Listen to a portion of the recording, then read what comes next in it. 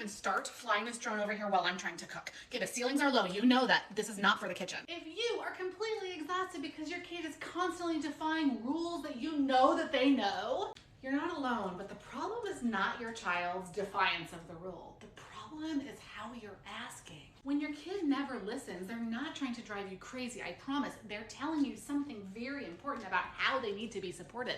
Let's look at what they have to do in order to cooperate with this drone instruction. If you have said, do not fly that in here, one, your child has to tune out whatever's going on with the drone in order to pay attention to you. That's gonna be hard, especially with this kind of language full of tone.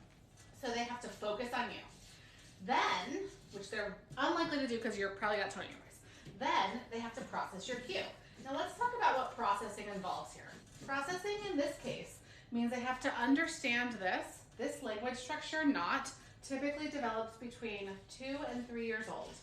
I know you're gonna tell me your babies understand it, but I promise you they don't. They understand your tone though. So they have to process this, and in order to process this, they have to understand this whole thing, and they have to think of what they could do instead. Okay, so it's a double process that you're asking them to do. So first they have to process the cue, and then they have to understand that they then have to transition and think of what to do instead.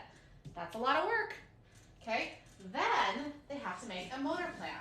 Now, if you're in the kitchen cooking dinner, you're probably not very close. And if your child is caught up in a drone, they're probably having a sensory experience and they're not very likely to be able to focus on you, process your cue, or make a motor plan that's gonna move them into a different space. This is gonna fail most of the time.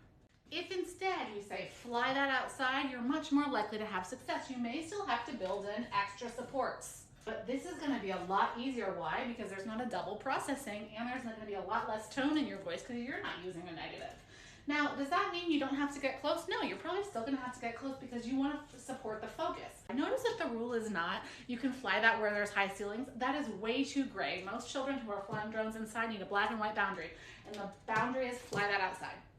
Okay, so then you're gonna get close, arms distance, so that they can focus on you. If they're not processing, I'm gonna say, here we go, we're going outside, or I'm gonna get the drone and I'm gonna take it outside. And if they're not moving with me, again, behind them, here we go, you're doing it outside. This is how you change your language so that your child can actually cooperate with you.